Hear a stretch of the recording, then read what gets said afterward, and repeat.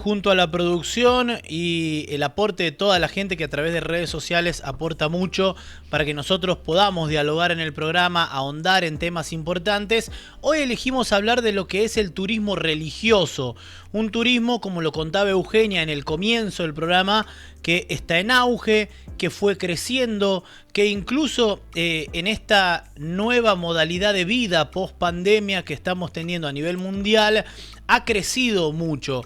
Y quizás por ahí elegimos este tema porque hay mucha gente que no sabe que tiene varias aristas, que no solamente el turismo religioso se basa en peregrinaciones o quizás en creencias, sino también es mucho más amplio y abarca hasta incluso mucho de lo que venimos hablando con respecto, por ejemplo, a las distintas culturas, ¿no? Sí, totalmente. Y además de lo que dices, ¿no? De que realmente es un turismo que se realiza hace muchísimos años, ya vamos a desarrollar un poco más cuál es la historia del turismo religioso. Está en auge actualmente y también es muy apoyado por los gobiernos, por los institutos de turismo, por los institutos de promoción turística. Se están generando muchas nuevas propuestas vinculadas al turismo religioso e incluso este tipo de turismo ha generado redes, lazos entre países que unen propuestas, como por ejemplo, vuelvo a la entrevista que tuvimos el día lunes que hablamos sobre el Camino de Santiago. Recordemos cómo actualmente los promotores del Camino de Santiago están poniendo señales en distintos países con los que están hermanados, en distintas ciudades y pueblos, están poniendo señales que recuerdan al Camino de Santiago en otros países, ¿no? Esto habla de la red, habla de la unión, como también sucede con los credos, como decías, con la fe, pero es verdad.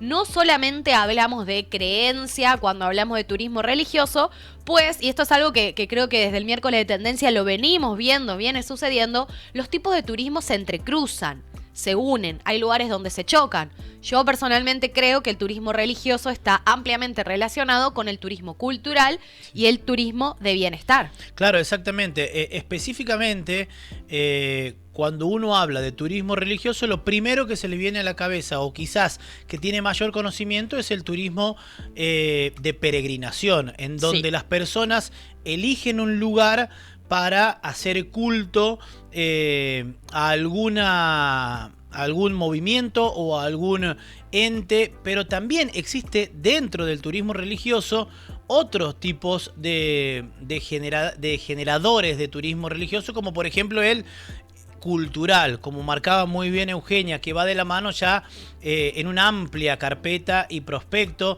que seguramente va integrado al conocimiento de un paisaje, de un lugar, de una localidad y por qué no también conocer historias de una capilla, de un santo que por ahí forma parte de la historia del lugar y te lleva a seguir formando parte de un turismo religioso mucho más amplio. Sí, por ejemplo, podemos mencionar hitos, ¿no? Que tienen que ver con este entrecruce entre el turismo religioso y cultural. Se me ocurre hablar de la Sagrada Familia en Barcelona o de Notre Dame en París, que son visitas casi obligadas y también son muy atractivas por su arquitectura, ¿no? Claro. Ni hablar de la Sagrada Familia, que personas que quizás hasta son de otro credo, eso no importa, o ateas, realmente se acercan, sin dudas. Es una iglesia que siempre está llena para poder admirar su arquitectura, ¿no? Y ni hablar a lo que comentábamos fuera del aire, la visita obligada al Vaticano para casi cualquier persona que visite ese lugar de Italia, ¿verdad? Y por otro lado, para también hablar de otras religiones, de otros credos, ¿no?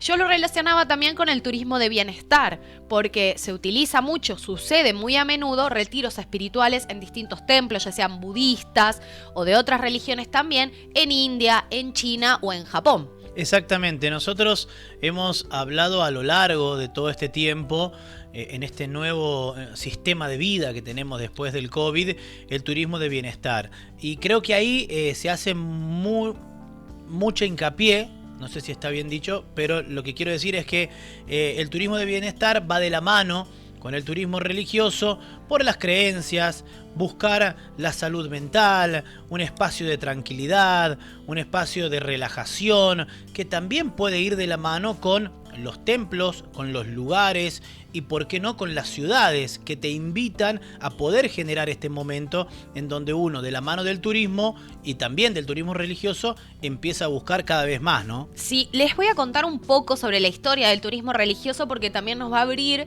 otras posibilidades, ¿no?, para hablar sobre este tipo de turismo. El turismo religioso como destino ha existido desde la antigüedad. Sin embargo, los turistas religiosos solían viajar de forma independiente, sin la ayuda de ninguna organización turística. Su objetivo era visitar templos, catedrales, monasterios y lugares de preservación de reliquias sagradas. La primera mención se remonta a la antigüedad, cuando los antiguos griegos visitaron el Delfos. Más tarde se menciona el turismo de peregrinación en la Edad Media, cuando las cruzadas ganaron especial importancia. En particular, bajo la guía religiosa se escondían las operaciones militares contra un estado en particular, por lo que los viajes religiosos en esa época han adquirido un significado político especial. Ya en la segunda mitad del siglo XIX comenzó a adquirir un carácter organizado. Por ejemplo, en Francia había viajes anuales para expiar los pecados. Bueno, aquí también me da pie para poder hablar un poco sobre de qué manera viajan las personas que realizan turismo religioso, porque ya hemos mencionado quizás en viajes más tradicionales, cuando se va a visitar Europa, algunos países de este lugar, ir a visitar algunas iglesias que son muy conocidas, pero también hay que hablar ya de las personas que rinden culto, ¿no?, a alguna religión, las redes otra vez que se generan entre las personas del mismo credo, que también hacen a los viajes, ¿no?, visitarse de un país a otro, o también reuniones religiosas que alimentan, ¿no?, este tipo de turismo. También quiero leer algo que no es para nada poco importante, que es la designación de reglas turísticas. Bien. Porque el turismo religioso, como ningún otro, requiere normas estrictas. Claro. La gente puede incluso ofender descuidadamente, sin querer hacerlo, los sentimientos de los creyentes. Por eso, lo que es necesario es conocer las reglas de conducta, no solo en el templo que uno visita, sino también en otros lugares sagrados. De lo contrario, las consecuencias pueden ser bastante importantes, especialmente en el extranjero.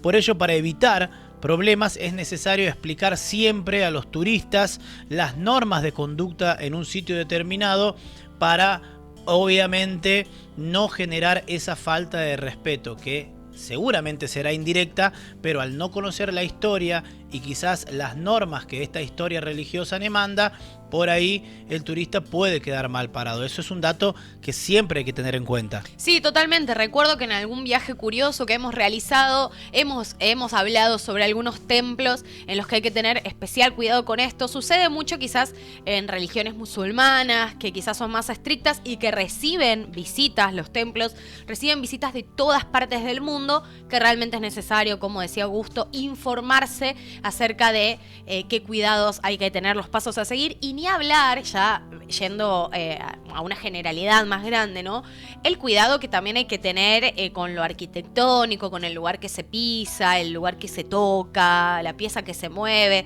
Suelen ser lugares muy antiguos, históricos, que hay que preservarlos Con absolutamente, ¿no?, con mucho cuidado y con mucho respeto.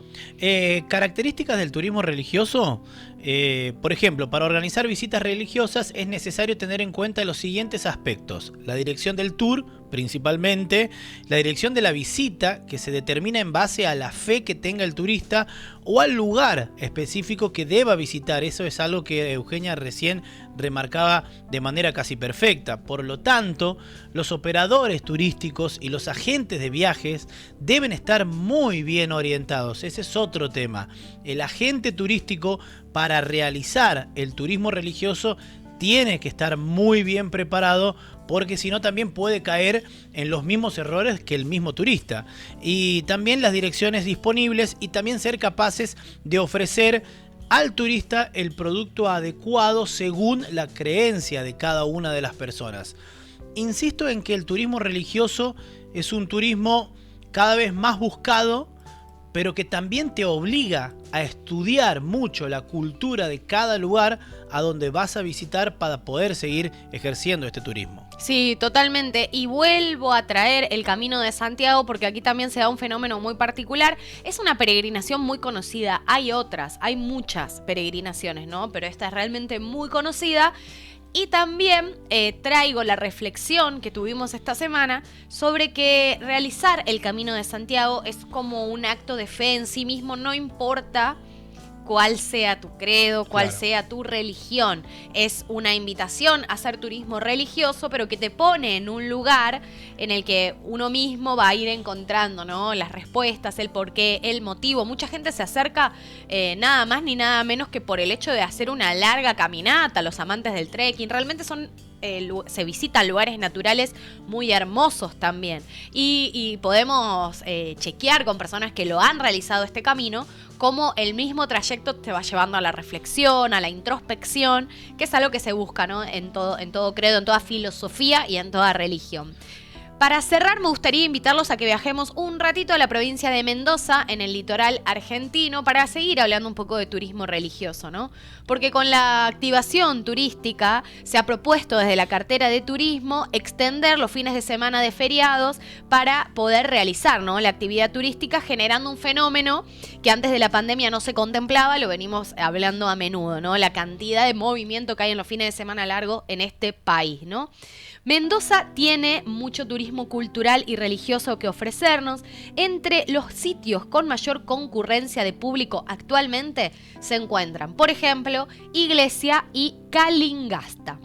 Son dos de los departamentos que cuentan con corredores o circuitos de la fe. En Iglesia, circulando por la ruta 149, hay muchas capillas, ¿no? Entre ellas está Bellavista, Villa Iglesia y Las Flores. Y empalmando la ruta 150 está la capilla de Achango, frente a las termas de Pismanta. También por esta vía se puede acceder a las capillas de Tutcum y Agualasto, y en la villa de Rodeo a la iglesia de Santo Domingo. Y por su parte, en Calingasta está Capilla Catalve, en honor a Nuestra Señora del Carmen, y también al Cristo de la Misericordia, ubicado en una de las lomadas de Villa Calingasta. En Tamberías, antes de llegar a Barreal y después de pasar por el puente de Sorocayense, se llega a la capilla de Nuestra Señora de la Merced.